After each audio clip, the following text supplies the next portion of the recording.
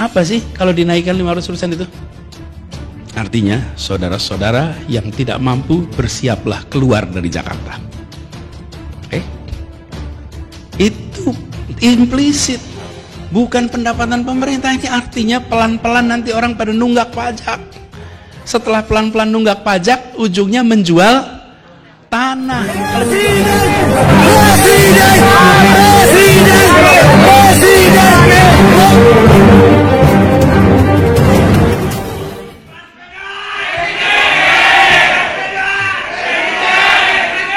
Bismillahirrahmanirrahim. Assalamualaikum warahmatullahi wabarakatuh.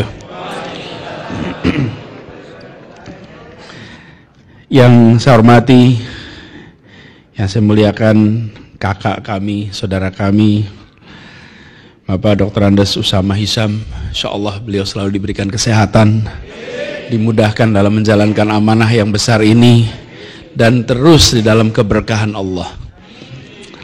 Dan seluruh jajaran pengurus pusat Persaudaraan Muslim Indonesia, juga yang saya hormati Majelis Syariah Parmusi, Ketua Pak Kiai Haji Abah Raud Bahar, insyaallah beliau juga selalu sehat.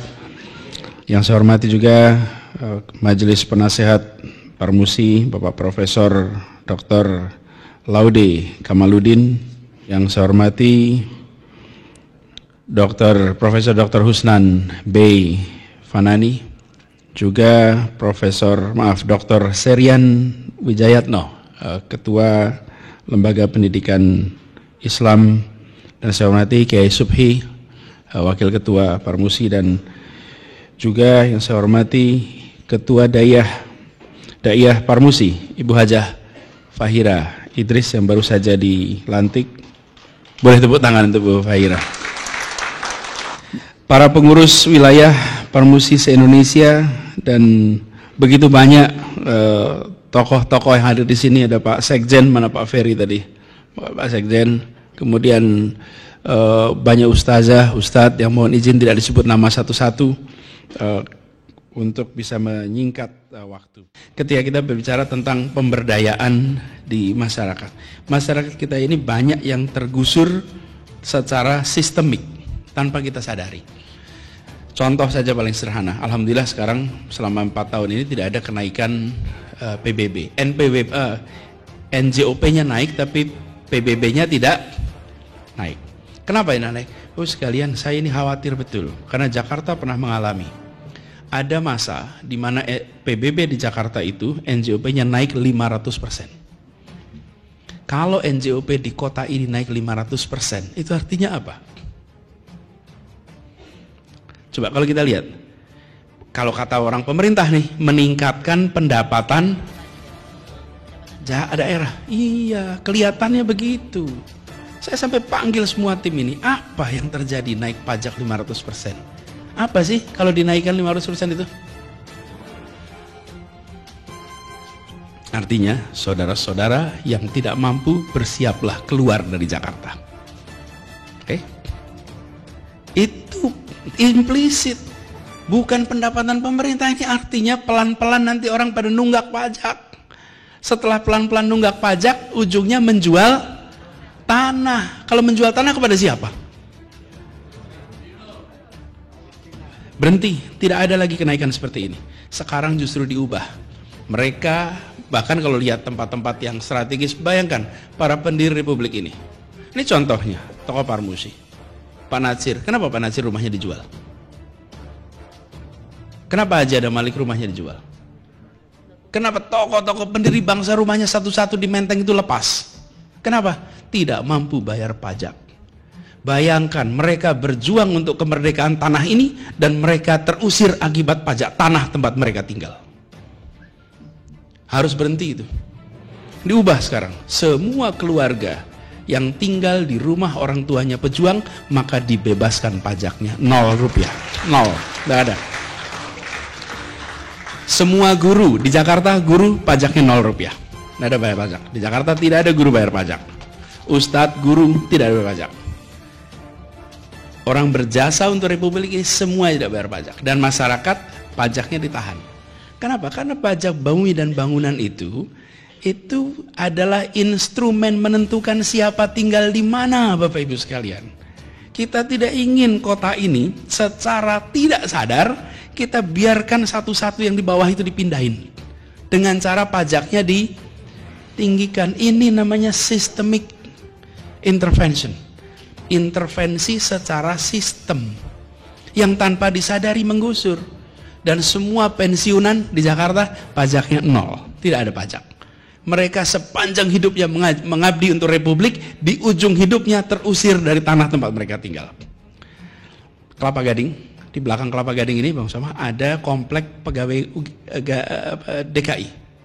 Mereka itu beli tanah di sana tahun 70-an. Katanya dulu jin buang anak di sana. Tapi sekarang nggak boleh nyebut kata jin buang anak, Pak. Nanti bisa diproses kita nanti ya. Jadi di Kelapa Gading itu ada komplek di belakangnya. Apa yang terjadi? Hari ini Kelapa Gading menjadi kawasan yang sangat maju berkembang. Tanahnya harganya tinggi, PBB-nya naiknya tinggi. Apa yang terjadi? Pensiunan pegawai DKI satu persatu menjual tanahnya. Nah, kita menyaksikan ini seperti fenomena biasa. Wah, jangan. Ini sekali tanah lepas, dia tidak akan pernah bisa kembali lagi. Sekali lepas tidak pernah kembali lagi. Pengambil alihan tanah itu terjadi kalau perang saja. Begitu perangnya, pemenang perang itu menentukan status tanah. Tapi kalau tidak ada perang, maka legal itu sekali menjadi milik si A, seumur menjadi si A. Saya ingat seorang pengusaha sangat terkenal di Jakarta yang memberikan nasihat. Nasihat dia itu pada seluruh jajarannya. Dia pesan begini, tidak boleh jual tanah. Namanya siapa? Bapak Ciputra. Bapak Ciputra itu memberikan pesan seluruh jajarannya, hanya boleh beli tanah, tidak boleh jual tanah. Sekali dibeli, dipakai terus.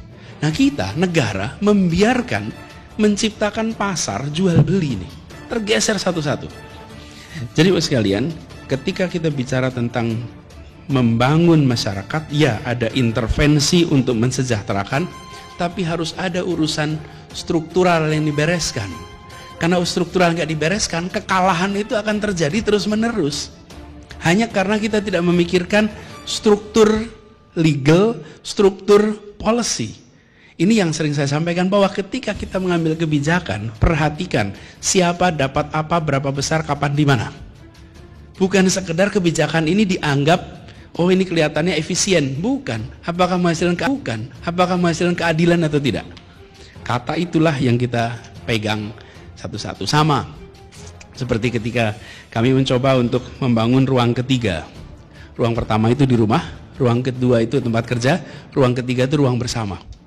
Ruang bersama di Jakarta ini, Pak, tanpa kita sadari itu tersegmentasi kelasnya. Kenapa? Karena yang menyediakan ruang ketiga itu swasta. Swasta itu kalau bikin ruang ketiga pasti pakai segmentasi. Bikin hotel pakai segmentasi. Bikin media saja, coba bakal media. Tapi menentukan mau targetnya A, B, C, D, kan begitu. Apa yang muncul? Masyarakat kita itu terkotak-kotak. Kita menggaungkan persatuan, tapi kita membiarkan ruang bersamanya terkotak-kotak. Kalau boleh saya ingatkan, kita berada di Jakarta bagian utara. Kalau di bagian pusat itu ada Bundaran HI. Di Bundaran HI itu ada 3 mall di situ. Satu namanya Plaza Indonesia, satu namanya Grand Indonesia, satu namanya Tamrin City. Ini ibu-ibu nih, ya. Yang ke Tamrin City nggak masuk Plaza Indonesia. Yang ke Plaza Indonesia nggak mau masuk Tamrin City. Okay? Tanpa kita sadari tempat yang bersama itu ada segmennya, stratifikasi. Siapa yang masuk mall A, siapa yang masuk mall C, siapa. Ini ruang ketiga kita dipisah-pisahkan, nggak tergabung. Berangkat ke kantor, berangkat ke tempat kerja. Yang miskin naiknya motor panas, yang makmur naiknya mobil nyaman. Betul, saudara? Okay. Nggak ketemu di jalanan. Kita mau bikin masyarakat yang berinteraksi nggak dibangun. Karena itu yang kita lakukan apa? Bangun transportasi umum. Supaya apa? CEO maupun pengangguran bisa antri di tempat yang sama. Bisa duduk di tempat yang sama. Berdiri di tempat yang sama. Negara hadir untuk semuanya. Dan bagi-bagi. Jadi Ketika kita bangun transportasi umum di Jakarta itu jangan dibayangkan untuk soal lalu lintas, bukan. Lalu lintas iya, tapi membangun ruang ketiga di mana orang bersama, ketemu, karena berangkatnya sama-sama. Di transportasi umum tidak ada kelas bisnis, tidak ada kelas ekonomi, nggak ada itu semua. Sama semuanya, dan dibuat nyaman. Jadi kalau Bapak Ibu sekarang di sini, Pak Parmusi sudah pernah naik MRT belum ya di luar kota ini? Kalau sudah, alhamdulillah. Kalau belum, yuk kita atur naik MRT. Keliling pakai bis Transjakarta. Nanti akan merasakan. Sekarang beda sekali. Pengalaman kita itu dulu bisnya di tengah jalan diturunin, ngetem. Sekarang kalau saya boleh taruhan nih, kalau ada yang bisa menemukan Kopaja, saya beri uang 1 juta rupiah. Kopaja zaman dulu nih, Metro Mini, kalau bisa ketemu yang asapnya masih gede, udah nggak ada sekarang. Kopaja, Kopamilet, udah nggak ada semua itu, nggak ada. Dan tidak ada drama, nggak ada penggusuran, nggak ada penutupan, tidak. Mereka semua sudah berubah semuanya menjadi modern. Kenapa? Karena kita ingin bangun ruang ketiga. Tujuannya bukan tujuan teknis, tujuannya tujuan sosiologis, sehingga terbangun